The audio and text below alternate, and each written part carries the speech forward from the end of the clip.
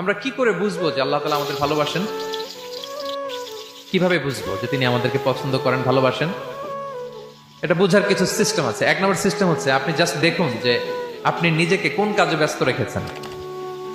আপনি আপনাকে কোন কাজে ব্যস্ত রেখেছেন, আপনার লাইফস্টাইলের দিকে তাকান। লুক অ্যাট ইউর লাইফস্টাইল, আপনি নিজেই বুঝে যাবেন। আপনি যদি দেখেন যে না, আপনার ভালো ভালো কাজে আপনার ব্যস্ততা, আপনার এঙ্গেজমেন্ট ভালো লোকদের সাথে, আপনার সার্কেলটা ভেরি গুড সার্কেল, ভালো কাজে আপনার মন টানে, আপনি ভালো কাজ করেন, যদি আপনার কার্যক্রম এরকম হয়, তাহলে বুঝে নেবেন আল্লাহ তাআলা আপনাদেরকে ভালোবাসেন। আলহামদুলিল্লাহ। আর যদি দেখেন না, যত আকাম কুকাম আছে ওইটার সবার আগে আপনি, যেই কাজে আল্লাহর ক্রোধ আসে, আল্লাহ রাগ হয়ে যান, যেই কাজ ইসলামে করার নিষেধ, যেটাতে তার অসন্তুষ্টি, ওই কাজে আপনার এঙ্গেজমেন্ট, ইনভলভমেন্ট, আপনার সার্কেল গুলাও এরকম, তাহলে বুঝে নিবেন আল্লাহ ভালোবাসা, এই মহা সৌভাগ্য আপনার কপালে জোটে নাই। তাহলে এটা হচ্ছে একটা সিস্টেম।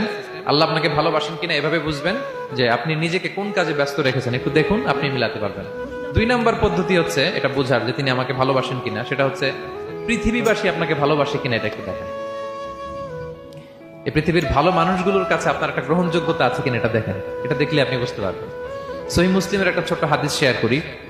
রাসূল সাল্লাল্লাহু আলাইহি ওয়াসাল্লাম বলেছেন যে ইন্নাল্লাহা ইযা আহাব্বা আবদান দাআ জিবরিল ফাকালা ইন্নী উহিব্বু ফুলানান ফাআহিব্বা। আল্লাহ তাআলা যখন কোনো বান্দাকে ভালোবাসে তখন তিনি জিবরাইলকে ডেকে বলেন, হে